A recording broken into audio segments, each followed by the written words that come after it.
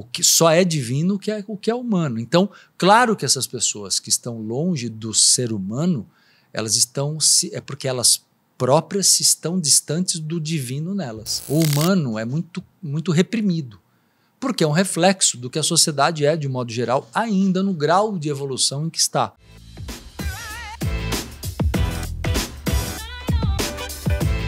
Eu queria entender de você o quanto a evolução tecnológica, a evolução de inteligência artificial, a evolução dos dispositivos vai cada vez mais nos afastar da espiritualidade, consequentemente nos afastar de Deus. Não vejo. Não vejo absolutamente nenhum problema. Porque o avanço tecnológico é só mais uma expressão da mente humana acumulando conhecimento. Só que o conhecimento, como sempre foi e vai continuar sendo, ele pode ser usado para o bem ou para o mal, para a evolução ou não. Eu não acho que a ferramenta é má. A ferramenta ela é neutra. Então, por exemplo, eu vou colocar um exemplo no meu universo. Mas como se usa a ferramenta que é o problema, né? Mas você vai deixar de ter faca em casa? Você não corta pão, não faz comida? Não, o exemplo que eu quero dar, por exemplo. Entende? Psicólogos. Tem gente que já substitui um psicólogo por um chat GPT, né? E algumas outras ferramentas. No Japão, pessoas estão substituindo o sexo por uma máquina que faz esse processo.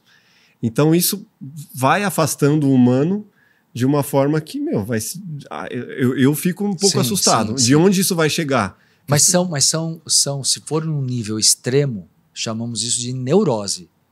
Você tem que ver que uma parte da humanidade sempre foi neurótica.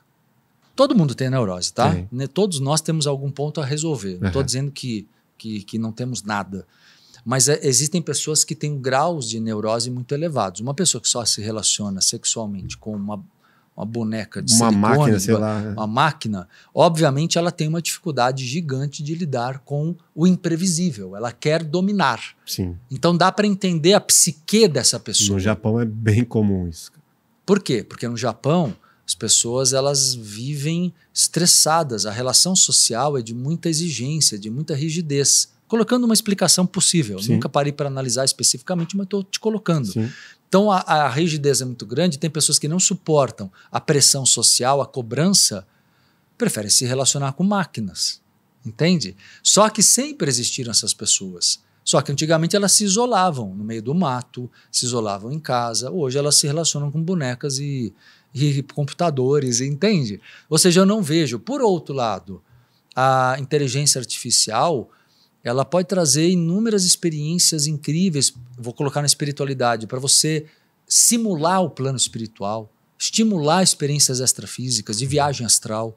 Você pode usar isso de modo maravilhoso também, para pessoas que não menosprezam, logicamente, o humano, que sabem que o humano é a essência, que é Deus, é o divino, né? A máquina é o conhecimento humano, não é o humano. O que só é divino o que é humano. Então, claro que essas pessoas que estão longe do ser humano, elas estão é porque elas próprias se estão distantes do divino nelas. Então elas querem distância porque é a tentativa de controle. O medo, quando a pessoa está no medo, está na fobia, ela quer controlar. E uma maneira de controlar é lidar só com celular, computador. É uma forma de controle. Eu vejo com muita preocupação por conta de crianças. Eu vejo, sei lá, às vezes reúne as crianças na família e várias brincadeiras deixaram de existir porque tá todo mundo no celular, sabe? Aí você tem que passar, dá o celular aqui, dá o celular, sim, tirando e fala, vai brincar, vai fazer alguma coisa. Sim. E aí sim brinca, sabe? Então você tem que ir tirando e educando e, vai brincar no quintal. Pô, agora sim, tem um quintal, você não tá usando o celular, tá no sim, iPad.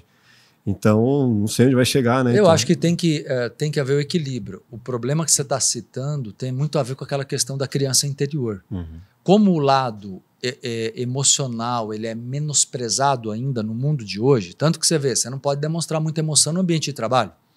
Você não pode, você tem limites. Não vai se abrir tanto, né? Você não vai se abrir tanto. Você não pode criar muita amizade. Você não pode. Tudo, na maior parte das empresas, né? Tem exceções, mas a maior parte, o humano é muito reprimido. Porque é um reflexo do que a sociedade é, de modo geral, ainda no grau de evolução em que está. Aqui a gente fala tudo. Mas você pega num corporativo pesado mesmo, não é? Não se abra tanto, cara. Pois é, pode exato. virar contra você. Exato. As pessoas vivem com medo. Então, o que eu quero dizer com isso? Eu quero dizer que o medo que existe nesse sentido faz hoje as pessoas procurarem matar essa criança livre. Né? Tanto que matam em si, bloqueiam uma criança, dando para ela iPad, dando para ela... A iPad é chupeta, né?